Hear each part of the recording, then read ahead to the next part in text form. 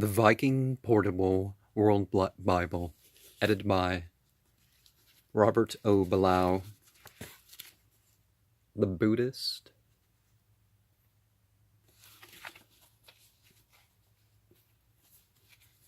From the Dhammapada. The twin verses. All that we are is the result of what we have thought. It is founded on our thoughts. It is made up of our thoughts. If a man speaks or acts with an evil thought, pain follows him, as the wheel follows the foot of the ox that draws the carriage.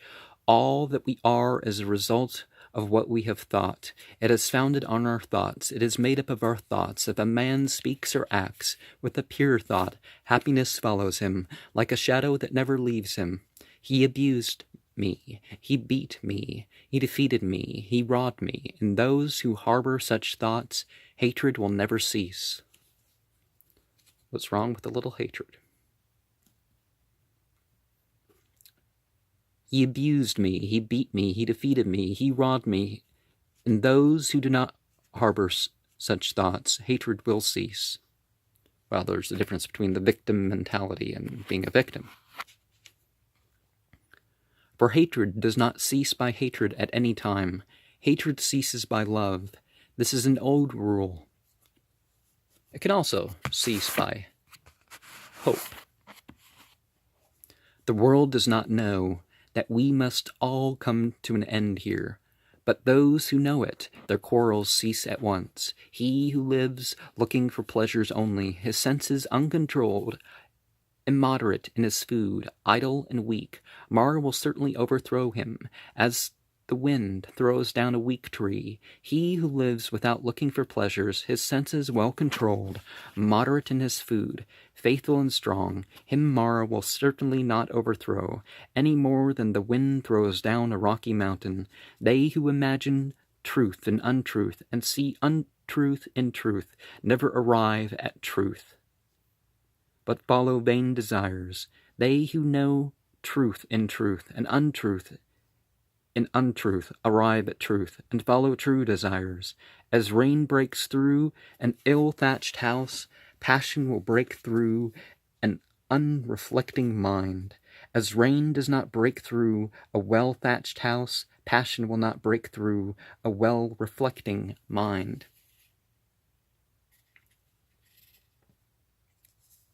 Thought. As a Fletcher, I think that means something different nowadays, makes straight his arrow, a wise man makes straight his trembling, an unsteady thought, which is difficult to guard, difficult to hold back, as a fish taken from his watery house and thrown on the dry ground, our thought trembles all over in order to escape the dominion of Mara, the tempter. It is good to tame the mind, which is often difficult to hold in, and flightedly, rushing wherever it listeth. A tamed mind brings happiness. Let the wise man guard his thoughts, for they are difficult to perceive, very artful, and they rush wherever they list. Thoughts, well guarded, bring happiness. Before long, alas, this body will lie on the ground, will lie on the earth, despised, without understanding, like a useless log. Whatever a hater may do to a hater, or an enemy to an enemy, a wrongly directed mind will do him greater mischief. Not a mother, not a father will do so much, nor any other relatives.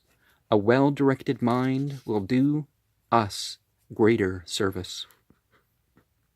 Long is the night to him who is awake, long is a mile to him who is tired, long is life to the foolish who do not know the true law. If a traveler does not meet with one who is his better, or his equal, let him firmly keep to his solitary journey. There is no companionship with a fool. These sons belong to me, and this wealth belongs to me. With such thoughts, a fool is tormented. He himself does not belong to himself. How much less sons and wealth? If a fool be associated with a wise man, even all his life, he will perceive the truth as little as a spoon perceives the taste of soup. If an intelligent man be associated for 1 minute only with a wise man, he will soon perceive the truth, as the tongue perceives the taste of soup. One is the road that leads to wealth, another the road that leads to nirvana. If the bhikkhu, the disciple of Buddha, has learned this, he will not yearn for honor. He will strive for separation from the world. So, those good influences of media and good company and controlling your appetites and expression, so the 4 poisons of the heart are overturned. But remember, there's more than the thought. There's more than the mesocortical. Because you just think your way, okay, so I can control myself. Well, there's also the mesolimbic system that you have to deal with. So it's more than thoughts that your spirit is controlling, per se, or your soul spirit is controlling. You got to deal with your sensual reward system, or it's going to win sometimes just because, it's there. So that's got to be in line too. Punishment. All men tremble at punishment. All men love life. Remember that thou art like unto them, and do not kill, nor cause slaughter. He who, seeking his own happiness, punishes or kills beings who also long for happiness, will not find happiness after death. Do not speak harshly to anyone. Those who are spoken to will answer thee in the same way. Angry speech is painful. Blows for blows will touch thee. So punishment isn't just some sadistic sort of thing, it's supposed to be corrective, punitive, but not, some goal to take away their happiness, because deserved or undeserved, in a way, you can't take away happiness as easily as one might think. Old age. How is their laughter? How is their joy? As this world is always burning, do you not seek a light, ye who are surrounded by darkness? Look at this dressed-up lump, covered with wounds, joined together, sickly, full of many schemes, but which has no strength, no hold. This body is wasted, full of sickness and frail. This heap of corruption breaks to pieces. Life indeed ends in death. After one has looked at those gray bones, thrown away like gourds in the autumn, well, why not save them, preserve them through the winter? Well, you want to eat some too, so I guess that makes sense. What pleasure is there left in life? After a stronghold has been made of the bones, it is covered with flesh and blood, and there dwells in it old age and death, pride and deceit. The brilliant chariots of kings are destroyed. The body also approaches destruction, but the virtue of good people never approaches destruction. Thus do the good say to the good, a man who has learnt little grows old like an ox. His flesh grows, but his knowledge does not grow. Looking for the maker of this tabernacle, I have run through a course of many births, not finding him. And painful is birth again and again. But now, maker of the tabernacle, thou hast been seen. Thou shalt not make up this tabernacle again. All thy rafters are broken. Thy ridgepole is sundered. The mind, approaching the eternal, has attained to the extinction of all desires. Anger. What was I thinking with all that?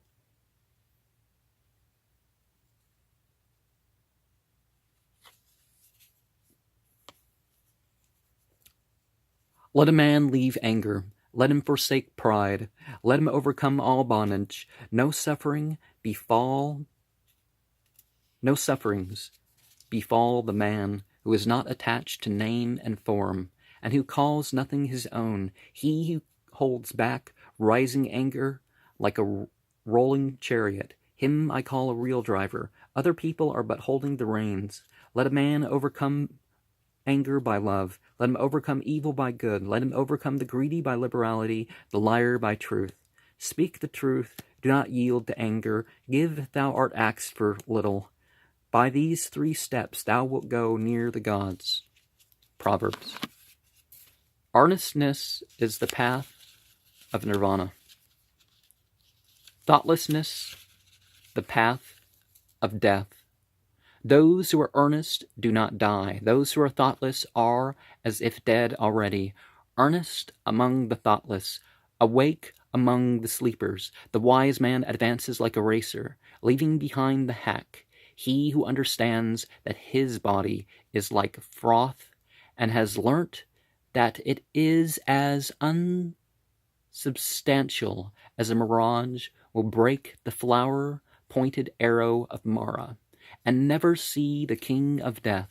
Death carries off a man who is gathering flowers and whose mind is distracted, as a flood carries off a sleeping village. As the bee collects nectar and departs without injuring the flower, or its color is our scent, so let a sage dwell in his village. One's own self conquered is better than all other people. Even though a speech be 1,000 words, but made up of senseless talk, 1 word of sense is better, which if a man hears, he becomes quiet. The best of ways is the 8-fold path, the best of truths, the 4 words, the best of virtues, passionless, the best of man, he who has eyes to see. So aside from worldly reward, doing what's good. He who does not rouse himself when it is time to rise, who, though young and strong, is full of sloth, whose will and thought are weak, that lazy and idle man never finds the way to knowledge. What ought to be done is neglected. What ought not to be done is done. The desires of unruly, thoughtless people are always increasing, but they whose whole watchfulness is always directed to the body, who do not follow what ought not to be done, and who steadfastly do what ought to be done. The desires of such watchful and wise people will come to an end. He who says what is not goes to hell. He also who having done a thing says, I have not done it. After death, both are equal. They are men with evil deeds in the next world. Better it would be to swallow a heated iron ball, like flaring fire, than that a bad, unrestrained fellow should live on the charity of the land. This thing about a basic income is wrong. Helping out those in need, yeah, we can do that, and that's actually cheaper, and that can be done better, rather than people who are disabled and retired not having enough money to pay their basic bills. Yeah, fine, don't pay their cable bill, but, people can't get into 1-bedroom apartments even after retiring unless they've been on a list, so they have to spend, if you're forced into retirement because you're old and disabled, you may not have enough of a retirement to get into a 1-bedroom apartment if you're not there already. And I've seen it happen. People stuck in horrible living conditions because they can't move. They got into an apartment where they had work, and then they can't work anymore, and the place is moldy. I lived in such an apartment complex.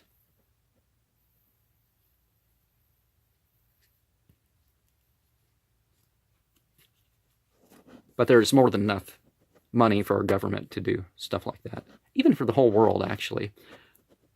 But, war and corporate welfare, that's the important thing that our government spends money on. At least that's what they've been allowed. 4 things does a reckless man gain, who covets his neighbor's wife, demerit, an uncomfortable bed, thirdly punishment, and lastly hell. As a grass blade, if badly grasped, cuts the arm, badly practiced asceticism leads to hell. Why would God or better development be about self-mortification and depriving ourselves of the good and the lawful. If anything is to be done, let a man do it. Let him attack it vigorously. A careless pilgrim only scatters the dust of his passions more widely. They who are ashamed of what they ought not to be ashamed of, and are not ashamed of what they ought to be ashamed of, such men embracing false doctrines enters the evil path.